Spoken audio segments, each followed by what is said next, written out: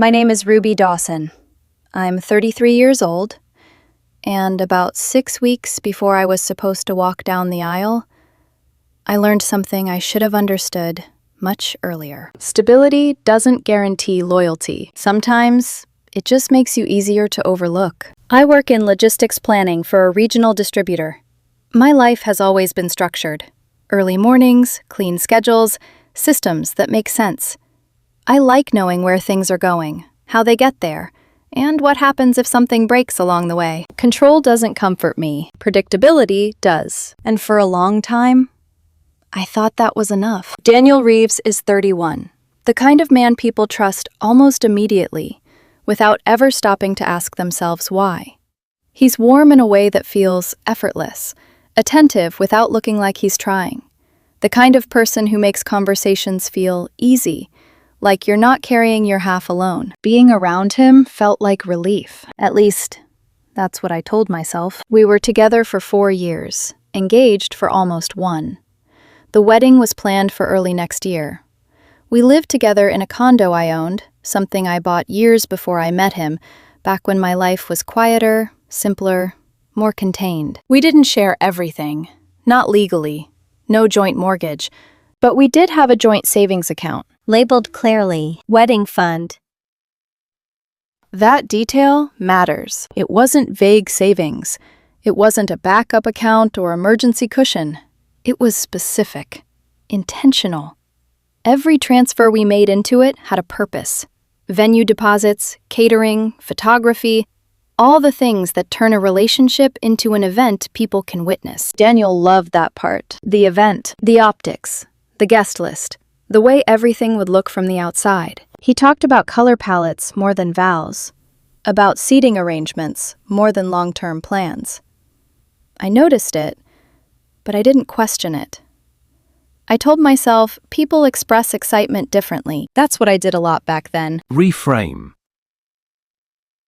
Adjust. Explain things in ways that made them easier to accept. Daniel had a habit of calling me rigid, said I treated life like a checklist. I thought he was balancing me out. Now I think he just didn't like being questioned. Elena, his ex-girlfriend, was always somewhere in the background, not physically present, but close enough to matter. He described their breakup as mutual, mature. Said they stayed friends because they understood each other in ways other people didn't. I didn't love it, but I wasn't threatened either. She wasn't stable. That was the narrative. Always between jobs, always rebuilding something, always needing support. And Daniel saw himself as the one who provided it. I told myself that was kindness, not attachment. About 2 months before everything fell apart, I noticed the balance in the wedding account had dropped. Not slightly. Significantly. The kind of drop that doesn't come from vendor payments or scheduling errors. The kind that makes you pause. At first, I assumed it was a mistake. A transfer glitch. Fraud. Something technical. I asked him about it casually that evening while he was scrolling through his phone, half listening to something in the background. Did a payment go through early? I asked. He didn't look surprised. Didn't hesitate, just looked mildly annoyed that I'd interrupted him. Yeah, he said.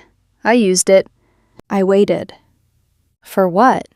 He picked up his glass, took a sip like we were discussing something routine, something small. I bought Elena a car, he said. Just like that. No build-up, no apology, no shift in tone. She needed it. There was a pause after that. Not from him, from me. Because sometimes your mind takes a second to catch up with what you just heard. And before I could say anything, he added, "Before you freak out, relax. You could just earn more." That sentence didn't feel spontaneous. It felt prepared, like something he had already decided I would hear. I didn't raise my voice, didn't argue, didn't even react the way he expected. I just looked at him and said, "I could."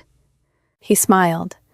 Like he thought that settled it, like he'd just won something. That was the moment the wedding ended. He didn't know it yet, but something in me went completely still. After I said it, he laughed. Not nervous, not defensive. Amused. Like I was playing into a script he'd already written. "See," he said, "that's why I'm not worried.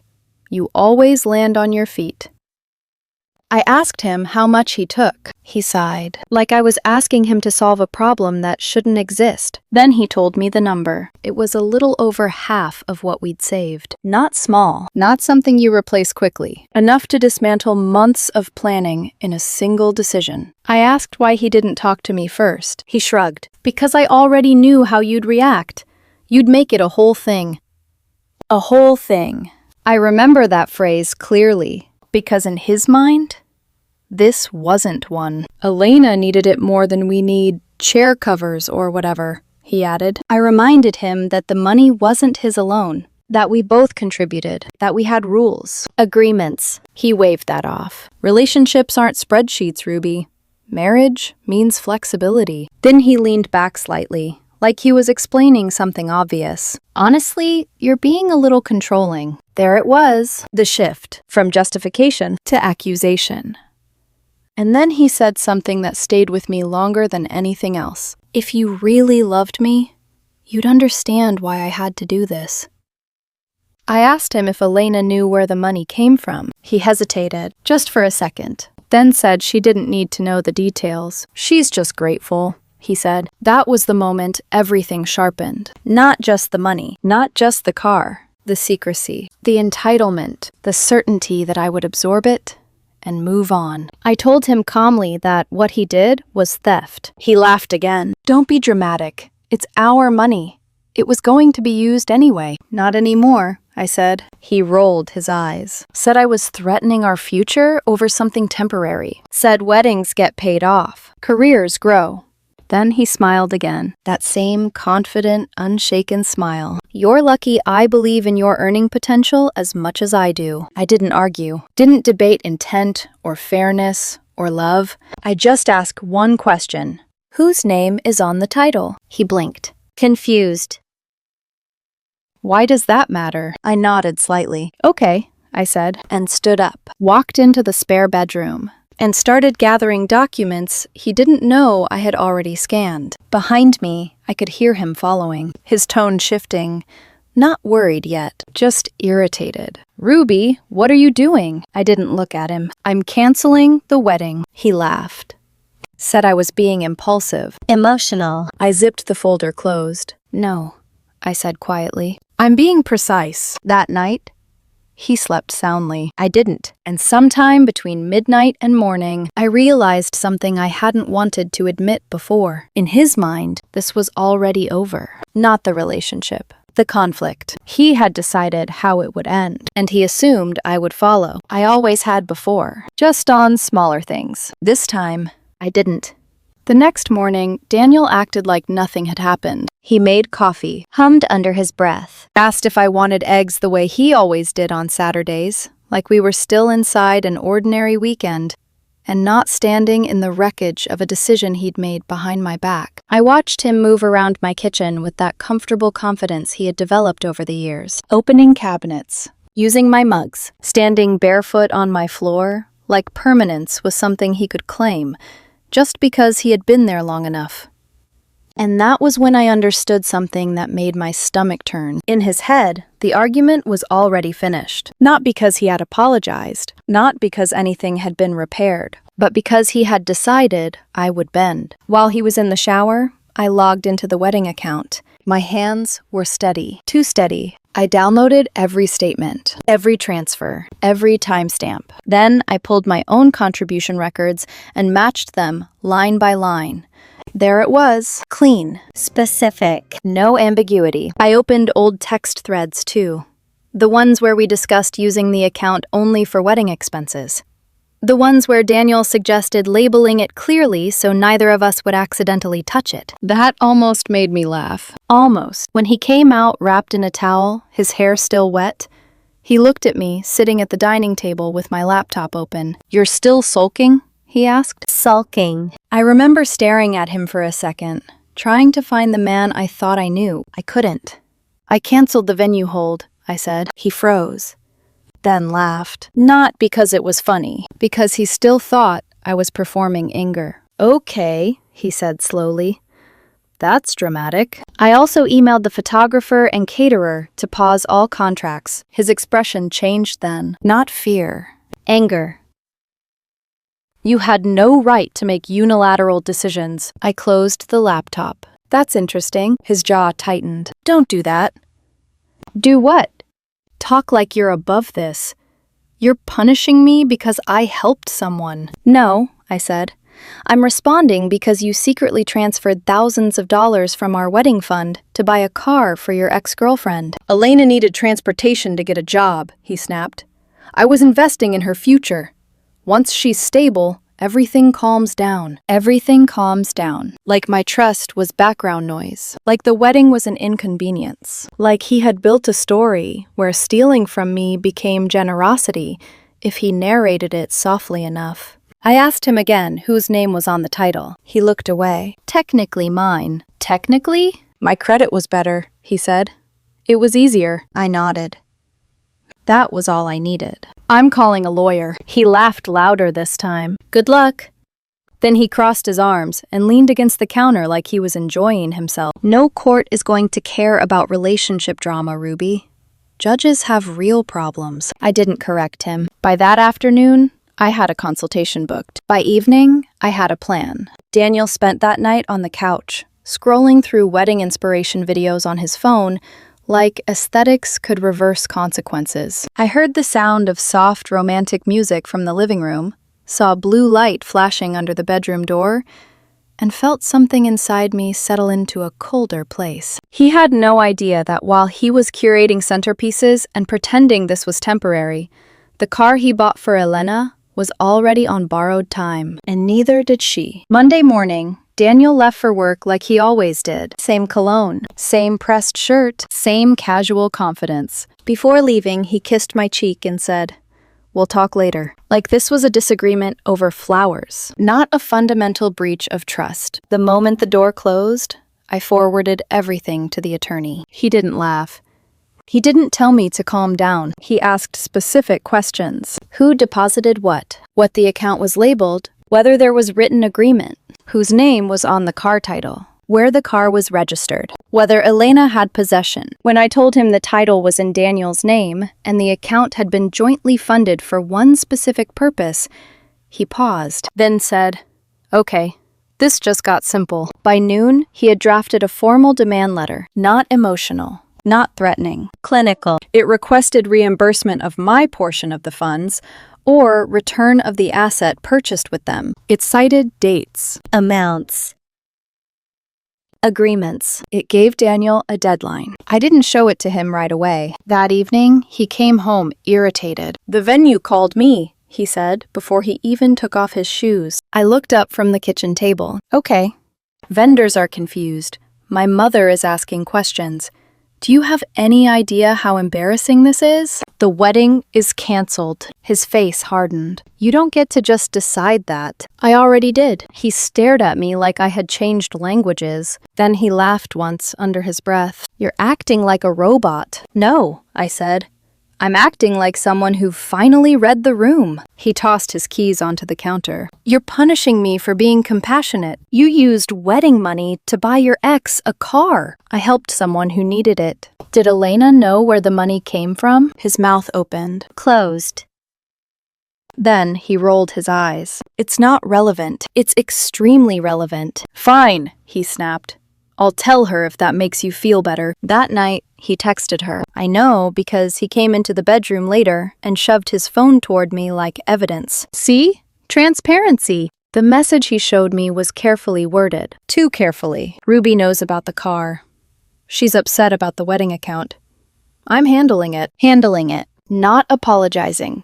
Not explaining. Not telling Elena the full truth. What he didn't show me was her response. What he didn't mention was that within an hour, Elena's social media profiles went private. The next morning, the demand letter went out. By that afternoon, Daniel's tone changed. He stopped calling me dramatic, started calling me unreasonable. And when unreasonable didn't work, he tried scared. Can we just pause everything and talk? He asked, standing in the hallway outside the bedroom. We can talk after the money issue is resolved. His eyes narrowed. That's cold. No, I said.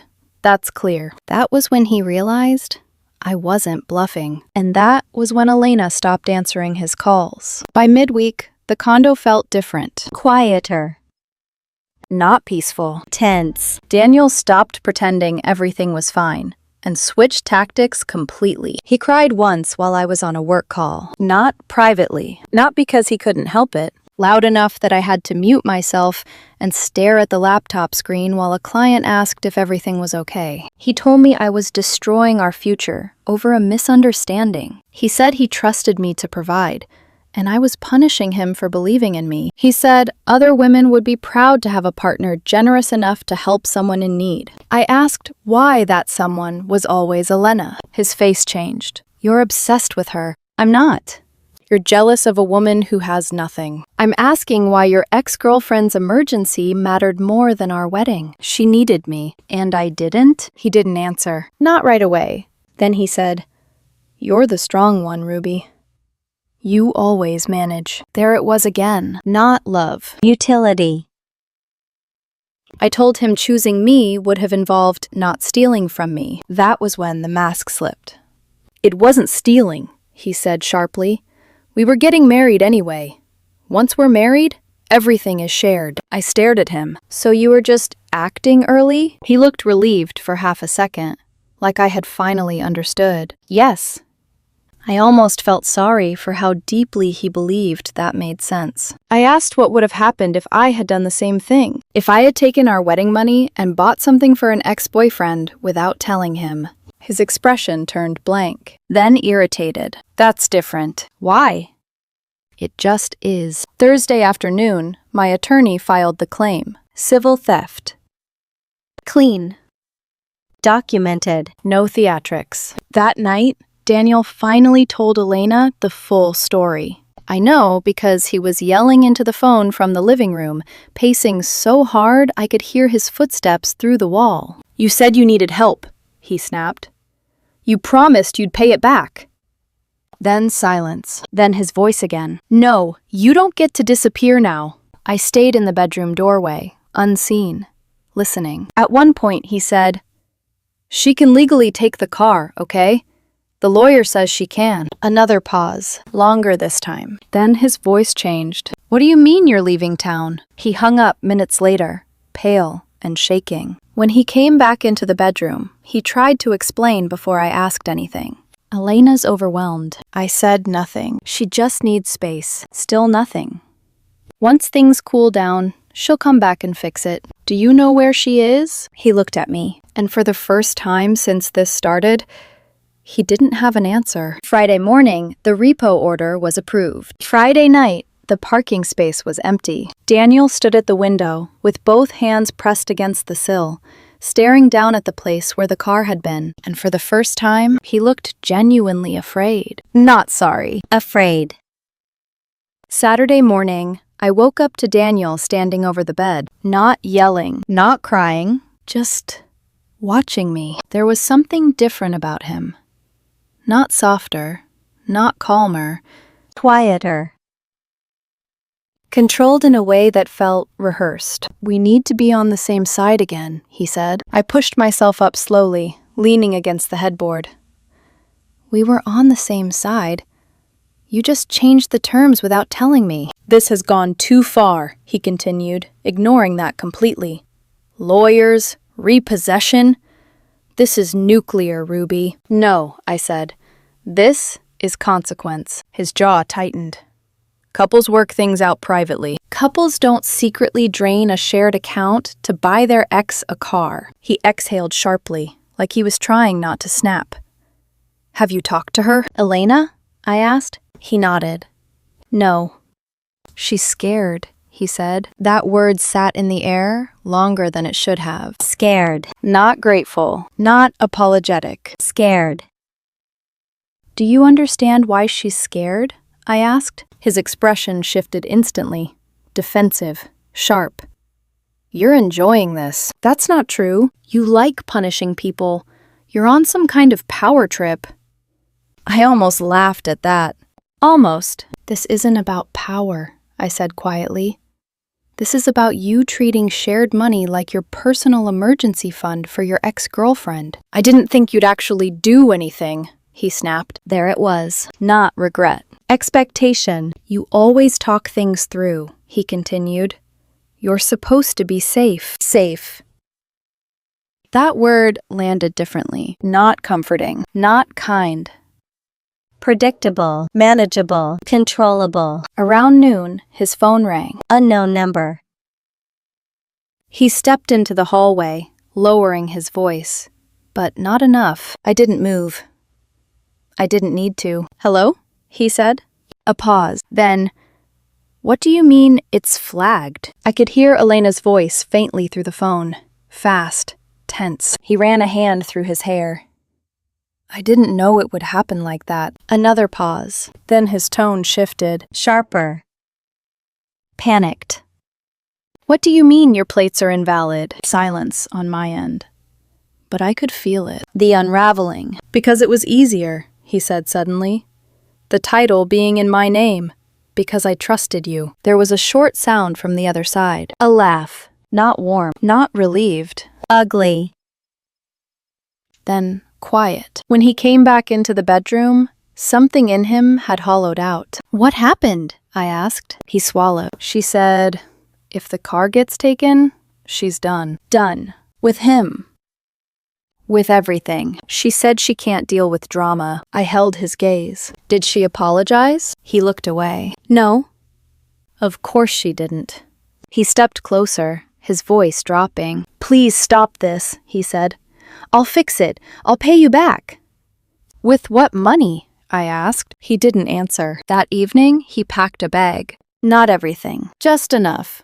I'm going to stay at my sister's for a few days, he muttered. I nodded. No argument. No attempt to stop him. That seemed to bother him more than anything else. Sunday morning, I received confirmation from my attorney. Elena had left the state. No forwarding address. No contact. Just gone. Sunday afternoon, Daniel texted me. Can we still fix this? I stared at the message longer than I expected. Then I put the phone down, because the answer wasn't complicated. It was just final. Monday morning, the repo company sent written confirmation. The car had been recovered late Sunday night, abandoned. Left on a side street near a motel just outside the city. Not hidden, not protected, just discarded, like it had served its purpose. Daniel showed up at the condo that afternoon, without warning. I opened the door and barely recognized him. No carefully styled hair. No polished confidence, no controlled expression, just exhaustion. His eyes were red, his posture smaller. He stood in the doorway like a guest, not like someone who used to belong there. Elena blocked me, he said immediately. I stepped aside and let him in. He walked in slowly, like the space had changed while he was gone. Phone, socials, everything, he continued. She left a voicemail saying I ruined her life. Then she disappeared. No apology, no ownership, just blame. She said, I created too much chaos, he added, almost to himself. I leaned against the counter, arms folded. Did you tell her the full story? I asked. He hesitated, then nodded. Yes. And? She said she didn't sign up for this, he muttered. Of course she didn't. He looked up at me then, something desperate flickering behind his eyes. Do you feel better now? He asked. I shook my head slowly. This isn't about feeling better. Then what is it about? He snapped, frustration breaking through. It's about cleaning up a mess you created and assumed I would absorb. He flinched slightly, then tried something new. A different tone. Softer. I understand now, he said. Losing her made me realize how much you matter. I didn't respond. Stress made me act irrationally, he continued. People make mistakes before weddings. I held his gaze. Are you sorry you took the money? I asked. Or sorry it didn't work? He froze, just for a second, then said, both. That was enough. I'm not stopping the lawsuit, I said calmly. The wedding is still canceled, and you need to start figuring out your next steps. His face hardened again. Next steps? Moving out permanently. Separating finances, all of it. He stared at me like I had said something unreasonable. After everything, you're choosing money over me? I exhaled slowly. Love doesn't involve stealing, Daniel, or gaslighting, or daring someone to fix your decisions. His eyes filled. This time, real tears. Not loud, not strategic, Quiet. but it didn't change anything. Before he left, he stopped at the door. One last attempt. One day, he said, you're going to realize you overreacted. I didn't answer because I already knew something he didn't. This wasn't an overreaction. It was the first time I reacted correctly. He nodded slowly.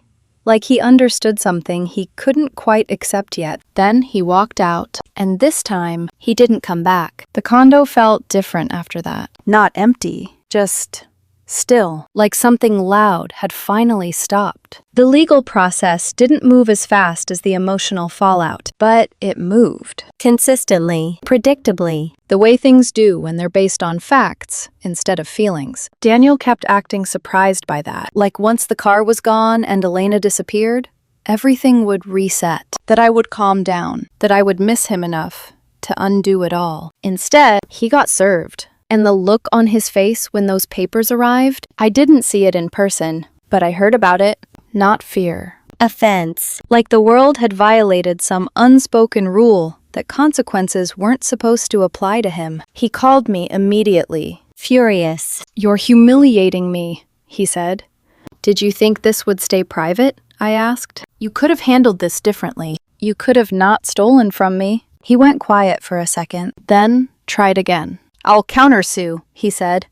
Tell people you're controlling, that you financially abused me, that I felt unsafe. My attorney had already warned me about that. We were ready. Screenshots, statements, written agreements, even his own messages admitting what he did. When he realized that wouldn't work, he shifted again. I'll settle, he said finally. But settlement requires something he still didn't have. Accountability. He wanted me to drop everything, let him keep what was left, move on. I wanted full restitution, plus legal fees. You're being vindictive, he said. No, I replied. I'm being exact. The wedding website was taken down that week. Deposits refunded where possible. Invitations canceled. The date erased. Friends started reaching out quietly, not asking what happened, just apologizing, saying they always noticed the way he spoke to me. That part stayed with me longer than I expected, because it meant I wasn't imagining it. I just ignored it longer than I should have. The court date was set for the following month. After that, Daniel stopped calling, and for the first time since the engagement, I could breathe. The court date came faster than I expected, not because time moved differently, but because once everything was set in motion, there was nothing left to delay it. Daniel arrived late. Of course he did. Not dramatically late, just enough to signal that he still thought he could control the tone of the room. He was dressed well. Too well. Like he was heading to a networking brunch, instead of a hearing that would determine the outcome of everything he had dismissed for weeks. When he walked in, he smiled at me, not apologetically, not nervously. Familiar.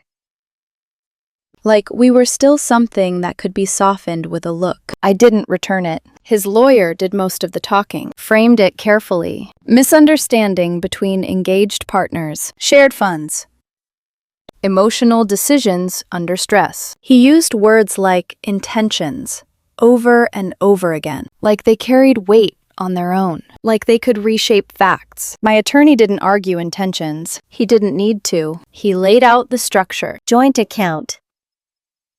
Labeled clearly. Wedding fund. Documented contributions from both parties. Written agreement about its purpose. Unauthorized transfer. Asset purchased for a third party. Title in Daniel's name. Clear financial trail. No ambiguity. No confusion. Just facts. When Daniel was asked why he didn't inform me before using the money, he hesitated, then said, I didn't think I needed permission. The room didn't react. But something in that silence mattered. When he was asked about telling me I could just earn more, he tried to soften it, reframe it, said it was encouragement, support. The judge didn't smile. There was no speech, no dramatic moment, just a ruling. Clear. Direct. Restitution ordered. Legal fees assigned. No room for interpretation. Daniel didn't look devastated. He looked offended. Like the system had failed to recognize something important about him, something he thought should have mattered more than facts. Outside the courtroom, he caught up to me. "Ruby." I stopped, turned, not because I needed closure, but because I already had it. "We can still talk," he said. "Court makes things cold, transactional. That's not who we are." I held his gaze. "This is exactly who we are," I said. His expression shifted. Confusion, then frustration. "That's not fair." "No," I said quietly.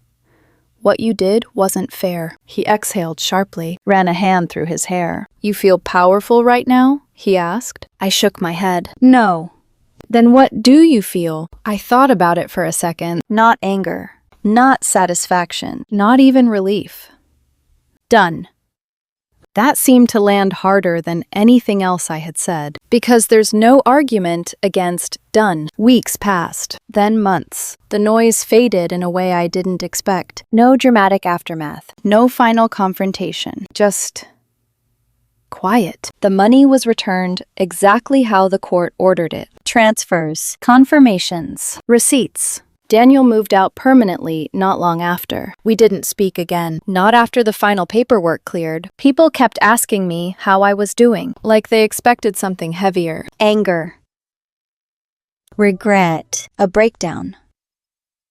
But the truth was simpler than that. I felt steady. Looking back, the car wasn't the real betrayal. The money wasn't even the core issue. It was the certainty he had that I would adapt around his decisions, that I would work harder, earn more, fix what he broke, and keep everything running while he played the role of someone generous, someone admirable, someone who could give without ever considering where it came from. When he said, "You could just earn more," he wasn't insulting my income. He was defining my role. Resource. Backup plan. Solution. Something renewable, something reliable, something he didn't think could leave. Canceling the wedding wasn't dramatic. It was preventative. Filing the lawsuit wasn't revenge. It was enforcement, a boundary that finally held. And watching Elena disappear, that wasn't satisfying. It was inevitable. She didn't love him. She loved access. And when the access disappeared, so did she. The part that stayed with me the longest wasn't what he did. It was how long I allowed the tone, the dismissiveness, the quiet way he spoke to me when he thought he was right. Friends told me later they noticed it, assumed I was okay with it, because I never pushed back. That part, that's on me. But not anymore. If you're reading this and something feels off, don't ignore it just because the venue is booked, or the date is set, or the invitations are already printed. Logistics are easy to undo compared to a marriage built on entitlement. I don't miss the wedding. I don't miss him. I miss the version of me that trusted her instincts sooner. But I have her back now, and that's worth more than any ring, any car, or any perfectly planned day.